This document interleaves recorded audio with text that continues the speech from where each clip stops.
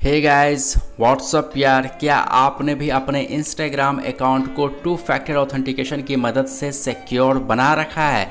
अगर बना रखा है तो यार वीडियो को पूरा देखना, स्किप बिल्कुल भी मत करना, क्योंकि हो सकता है कि इन फ्यूचर आप भी ये प्रॉब्लम फेस करो।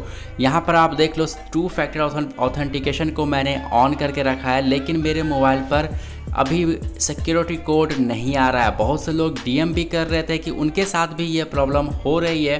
तो आप इस प्रॉब्लम को कैसे फिक्स कर सकते हो, ये मैं आज आपको इस वीडियो में बताने जा रहा हूँ। 3 से 4 स्टेप्स बताऊँगा, तो किसी भी स्टेप्स को बिल्कुल भी मिस मत करना। यहाँ पर आप देख लो, अगर आपको मेरी मदद चाहिए, मुझसे हेल्प चाहिए, तो आप कॉल मी फॉर ऐप के थ्रू मुझसे बात कर सकते हो। प्ले स्टोर से इंस्टॉल कर लेना। इंस्टॉल करने के बाद आप यहाँ पर सर्च करोगे ट्रिकी अजीम, तो मेरी आईडी आ जाएगी। आप यहाँ पर मेरा लोगो ज़रूर देखना, और लोगो देखने के बाद ही इस पर क्लिक करके आप मुझसे ऑडियो या वीडियो कॉल के थ्रू बात कर सकते हो। अब बात करते हैं कि इसे फिक्स कैसे करना है। इस तरीके की प्रॉब्लम को फिक्स करने का पहला स्टेप जो है वो है आपको अपने इंस्टाग्राम ऐप पर हल्का सा टच करके रखना।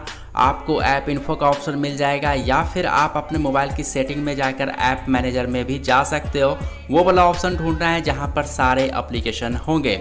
यहां पर आप देख लो, इंस्टाग्राम पे आने के बाद स्टोरेज में क्लिक करना, और वहां पर आपने सारा क्लियर कैशे कर लेना है। उसके बाद आपको क्लियर डेटा पर क्लिक करना है।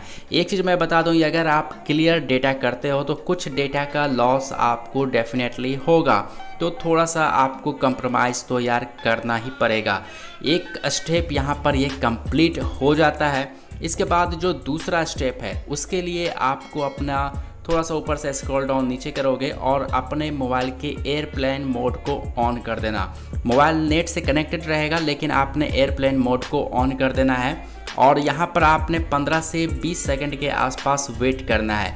एयरप्लेन मोड को 15 से 20 सेकंड तक ऑन रखना, उसके बाद आप इसे ऑफ़ कर सकते हो। तो मैं यहाँ पे 15 से 20 सेकंड ऑन करने के बाद इसे वापस से ऑफ़ कर देता हूँ, और ऑफ़ करने के बाद यहाँ पर वापस से हम लोग इसी सेटिंग में आ जाते हैं। ये दूसरा स्टेप कंप्लीट हो जाता है।